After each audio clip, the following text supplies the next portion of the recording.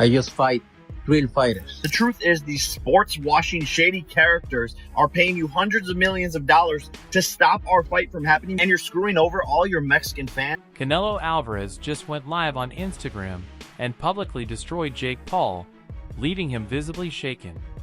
As you can see, Jake is already going crazy after the brutal takedown. Don't pay attention in anything. Poor Jake, in his usual delusional fashion, was busy hyping up a fight that Canelo never even agreed to. And why would he? Canelo is out here defending world titles, not babysitting a YouTuber with a boxing hobby. I'm around with Canelo. After Canelo's video went viral, the world quickly realized that Jake had once again thrown out a fake news headline, barely a month into the new year. Of course, he had to do it, as this fight was hyped like a Hollywood blockbuster, except it never even made it past the trailer stage. Says he wants to fight Canelo. I'm just saying what he. That's what he. Then why is he not fighting Canelo? I mean, it'd be a fucking 30-second payday for Canelo. Jake Paul versus Canelo Alvarez was supposedly set for May 3rd, 2025, at the T-Mobile Arena in Las Vegas, a date so perfectly chosen that even the universe rolled its eyes. Cinco de Mayo weekend, the most sacred time in boxing history, is usually reserved for actual legends. Jake thought he was walking into greatness. Canelo didn't even RSVP. The reporting of the information May 3rd coming out yesterday, I don't think was coincidence in the sense that perhaps there was a little litmus test being done. Then there was Netflix, stepping into the boxing scene like it had just discovered the sport. Their first ever major boxing event promised big money, big marketing, and big exposure. But the biggest question remained: who was even funding this nonsense? Reports floated about a $100 million plus offer for Canelo. But let's be honest, where was that money even coming from? Netflix? A mystery billionaire?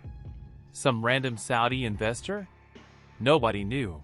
It was all but done, right? How did it go from all but done to a change of heart? No, putting it out there to maybe try to get to see, how the public would react to it.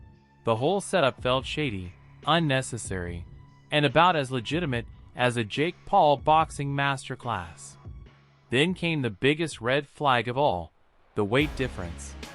Canelo, a 168-pound super middleweight, had spent years destroying world-class fighters in his division.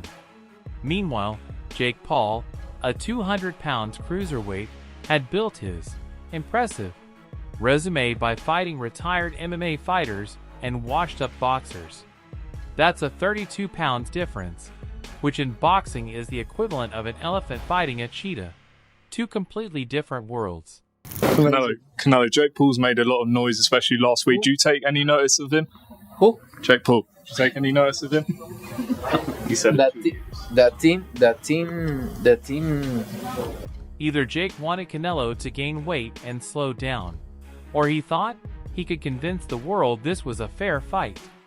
Either way, it screamed desperation. But oh, the media circus ate it up. ESPN, The Ring, even Eddie Hearn. Everyone speculated that this fight was actually happening. Meanwhile, the only two people who truly mattered, Canelo and Jake's own promotion, MVP, stayed completely silent. I'm thinking about is why you guys asking me for that especially fight. Jake Paul, please guys. No contracts, no official announcements, just a storm of clickbait headlines that played perfectly in Jake's favor. But then, the cracks started to show. If Jake Paul actually believed this fight was real, he was in deep denial. Canelo never took it seriously, not even for a second. Anytime someone mentioned Jake's name, he didn't just dismiss it. Maybe in 2 years we can talk, but because I think some people would love you for knocking him out. I think that's maybe. Yeah, you're right.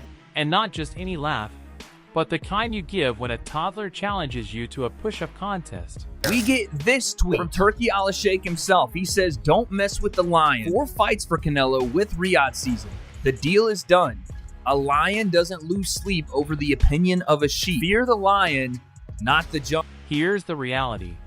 Canelo doesn't chase gimmicks for money. He makes $40 million or more per fight facing actual elite-level boxers. He doesn't need to share the ring with a social media prankster in gloves to get paid. His name alone sells out arenas, and his fights generate millions. Meanwhile, Jake Paul relies on big names just to stay in the conversation. And even under this, you have Terrence Crawford. I'm waiting on Canelo in September and going to shock the world in Riyadh. So that tweet comes out, and immediately the thought is, holy shit, what the just happened? Because the previous offer was 3 fights for Canelo that apparently was done for, that he was washing away and rethinking because Turkey was going to look to do other things because Canelo was supposedly going to fight Jake. Now it's 4 fights. And that's where the Butterbean problem kicks in. Remember Butterbean, the novelty fighter everyone loved until he finally faced a real challenge? That's Jake Paul in 2024. The moment he stopped knocking out retired UFC grandpas, the illusion shattered. He fought Tommy Fury, a boxer his own size, and lost. No hype, no mystery, just cold, hard reality. Jake Paul wasn't untouchable. He wasn't a threat. He was just another guy using boxing for clout. Hey guys, don't pay attention in anything. In this fucking YouTuber, I just fight real fighters. Don't f***ing around with Canelo. Meanwhile, Canelo was out here securing a 4-fight mega deal with Riyadh Season, a deal that guaranteed more money, more prestige, and better fights than anything Jake Paul could offer. While Jake was busy yelling into his phone about fantasy matchups, Canelo was in real negotiations with Terrence Crawford, Jermall Charlo, Dimitri Bivol, and David Benavidez. These were legacy fights, career-defining moments, while Jake was just chasing headlines. Interview. For days before what was supposed to be fight night, while Jake Paul's team was still busy fueling the illusion, Canelo Alvarez casually went live on Instagram and shut it all down. No dramatic announcement, no lengthy statement, just 12 words that erased months of nonsense in an instant. That was it. No fluff, no sugarcoating, just Canelo effortlessly bulldozing an entire PR stunt in real time. For weeks, Jake Paul and MVP had been hyping this fight like it was locked in. Articles were published, social media was buzzing, and Jake even posted training clips, as if he was really about to step into the ring with one of the greatest boxers alive. But Canelo's one-liner sent the whole fantasy crashing down. Interview. The funniest part? The only people who ever claimed this fight was happening were Jake Paul, MVP, and a few conveniently vague sources. Back in March, reports started flying around about advanced talks between Jake and Canelo.